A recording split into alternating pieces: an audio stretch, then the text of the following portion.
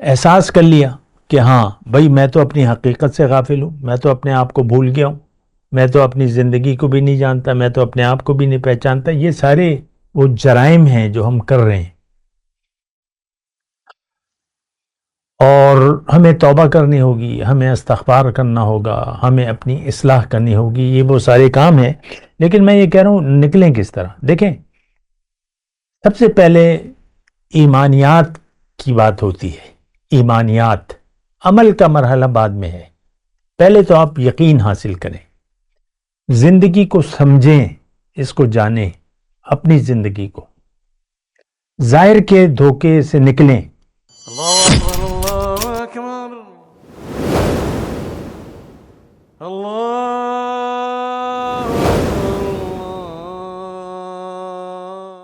اعوذ باللہ من الشیطان الرجیم. بسم اللہ الرحمن الرحیم. اللہم صلی علی سیدنا محمد وعلی آل سیدنا محمد بعدد کل ذرۃ مئۃ الف الف مرۃ. سامعین و ناظرین کرام، السلام علیکم ورحمۃ اللہ وبرکاتہ. آج کا ہمارا موضوع بڑا اہم ہے. وہ یہ ہے کہ غفلت سے کس طرح نکلیں. ایک تو یہ ہے کہ یہ جرم ہے جو ہم کر رہے ہیں. دیکھیں، بعض باتیں ہم کرتے ہیں، بعض بیماریاں ہوتی ہیں ہماری ظاہری. میں بیماریوں کی بات کرتا ہوں کہ ہمارے جسم کے اندر کچھ تبدیلیاں آتی ہیں، بیماریاں آتی ہیں، اور ہمیں اس کا پتہ بھی نہیں چلتا جب تک اس کے لیے کوئی خاص علامات نہ ہو. بعض بیماریاں جیسے کہ کینسر ہے تو اس کی کوئی علامت بظاہر نہیں ہوتی. جسم میں ایک وہ گلٹی ہوتی ہے، یا وہ آپ کو پتہ بھی نہیں چلتا. اور تو یہ دیکھیں، اسی طرح ہماری جو روحانی بیماری ہے وہ غفلت ہے. ہم غافل ہیں. اقترب للناس حسابهم وهم فی غفلت معرضون. لوگوں کے حساب کتاب کا وقت قریب آ پہنچا اور وہ غافل ہیں، اعراض کیا بائے. یہ آج کے مسلمان کے لیے اللہ تعالیٰ نے یہ آیت فرمائی ہے. سورہ انبیاء کی میرے خیال سے ابتدائی آیت. یعنی قیامت سر پر کھڑی ہے لوگوں کے ہاں، اور ہم اس سے غافل ہیں. دیکھیں، آج دنیا ہے، کل قیامت ہے، آخرت ہے. بس یہ بات میں مبالغہ آرائی میں نہیں کہہ رہا، بالکل تھوڑا سا وقت ہے. آج دنیا جو ہے وہ آج ہے، اور کل جو ہے وہ آخرت ہے. حضور صلی اللہ علیہ وسلم فرماتے ہیں کہ جو من مات فقط قامت قیامت ہو، جو مر گیا اس کی قیامت تو قائم ہو گئی. قیامت کیا ہے کہ آپ کا حساب کتاب بند ہو جائے، توبہ کے دروازے بند ہو جائیں، اور آپ کو اعمال کے نتائج ملنا شروع ہو جائیں. کم یا زیادہ وہ الگ بات ہے، یعنی مہلت ختم ہو جائے تو قیامت ہے. مرنے کے یعنی موت جو ہے وہ آپ سے زندگی کا پرچہ چھین لیتی ہے. امتحان ختم ہو جاتا ہے، نتائج شروع ہو جاتے ہیں. اگرچہ نتائج دنیا میں شروع ہو چکے تھے اور آپ اس میں گرفتار تھے، لیکن آپ کو تو احساس ہی نہیں تھا. لیکن آج کا جو میرا موضوع ہے، نکلیں کس طرح.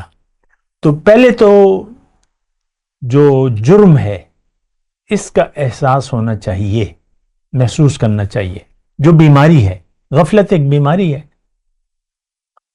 اس کا احساس ہونا چاہیے کہ ہاں میں غافل ہوں ہر طریقے سے. یہ احساس ہونا چاہیے. تبھی دیکھیں، بیماری کا آپ کو احساس ہوگا تو تبھی آپ اس کے علاج کی طرف توجہ دیں گے. ہم تو غافلوں کی طرح، اللہ نے فرمایا وَهُمْ فِي غَفْلَةٍ مُعْرِضُونَ. انہوں نے حق سے منہ موڑ لیا ہے اور یہ غفلت میں ہے. أَلْهَاكُمُ التَّكَاثُرُ حَتَّى زُرْتُمُ الْمَقَابِرَ. دنیا کی کثرت کی طلب نے تمہیں غافل کر دیا ہے، دھوکے میں ڈال دیا ہے، یہاں تک کہ تم مقبروں تک جہاں پہنچتے ہو. دیکھیں، غفلت کا پہلے احساس کریں. احساس کر لیا، اب آپ سوچو بچار کریں. میں تھوڑا سا اس بھی بات کر رہا ہوں. احساس کر لیا کہ ہاں بھائی میں تو اپنی حقیقت سے غافل ہوں، میں تو اپنے آپ کو بھول گیا ہوں، میں تو اپنی زندگی کو بھی نہیں جانتا، میں تو اپنے آپ کو بھی نہیں پہچانتا. یہ سارے وہ جرائم ہیں جو ہم کر رہے ہیں، اور ہمیں توبہ کرنی ہوگی، ہمیں استغفار کرنا ہوگا، ہمیں اپنی اصلاح کرنی ہوگی. یہ وہ سارے کام ہیں. لیکن میں یہ کہہ رہا ہوں نکلیں کس طرح. دیکھیں، سب سے پہلے ایمانیات کی بات ہوتی ہے. ایمانیات، عمل کا مرحلہ بعد میں ہے. پہلے تو آپ یقین حاصل کریں، زندگی کو سمجھیں، اس کو جانیں، اپنی زندگی کو. ظاہر کے دھوکے سے نکلیں. ہمارا ہم جو ہیں، جو نظر آ رہے ہیں وہ میں نہیں ہوں. یہ بات بھی نوٹ کر لیں. جو نظر نہیں آ رہا میں وہ ہوں. یعنی ہماری حقیقت اس جسم کے اندر ہے. یہ جسم مرد کا ہو یا عورت کا ہو، اس میں ہم مکین ہیں. یہ مکان ہے، یہ ہم اس میں رہ رہے ہیں. ایک وَلَكُمْ فِي الْأَرْضِ مُسْتَقَرٌّ وَمَتَاعٌ إِلَىٰ حِینٍ. اللہ نے فرمایا کہ دنیا میں تمہارے لیے ایک محدود مدت کے لیے رہنا ہے، اس کے بعد جانا ہے تم نے. ثُمَّ إِلَيْنَا تُرْجَعُونَ، سب میرے پاس میں آؤ گے. تو پہلے دیکھیں یہ تمام آپ یقین حاصل کریں. اور یہ کیسے؟ یہ سوچو بچار سے. ہم دیکھ رہے ہیں نئی روحیں آ رہی ہیں، نئے انسان آ رہے ہیں اور پرانے انسان جا رہے ہیں. ایک سلسلہ قائم ہے. جو آیا ہے وہ جانا ہے، اس کو جانا ہے، چاہے جب بھی جائے. لیکن عام طور پہ آپ دیکھ لیں یہی 80 70 80 60 اس طرح انسان چلا جاتا ہے. وہ چلا گیا، یہ چلا گیا، جوان بھی چلے جاتے ہیں. تو پہلے جو حقائق ہمارے سامنے ہیں اس کا ادراک کریں، احساس کریں اور یقین کریں. زندگی عارضی ہے، اس پر یقین کریں. موت کسی بھی وقت آ سکتی ہے. پھر یہ سوچیں کہ بھئی میں کون ہوں. تو یہ سوال تو پھر ہم اللہ سے پوچھیں گے، اللہ کی کتاب سے پوچھیں گے. اور پھر حضور صلی اللہ علیہ وسلم نے کیا کہا ہے؟ حضور صلی اللہ علیہ وسلم نے ہمیں کہا ہے کہ بھئی تمہیں اللہ تعالیٰ نے دنیا کے لیے نہیں بنایا، آخرت کی کوشش کے لیے. تم نے آخرت کے لیے محنت کرنی ہے، کوشش کرنی ہے، اللہ کے راستے پر چلنا ہے، اللہ کو منزل بنانا ہے، دنیا کو منزل نہیں بنانا. فَلَا يَغُرَّنَّكُمُ الْحَيَاةُ الدُّنْيَا. اللہ نے فرمایا یہ تم دھوکے کا سامان ہے. ایسا نہ ہو کہ دنیا کی زندگی تمہیں دھوکے میں ڈال دے. تو یہ سارے وہ حقائق ہیں جو ہمیں نظر آ رہے ہیں.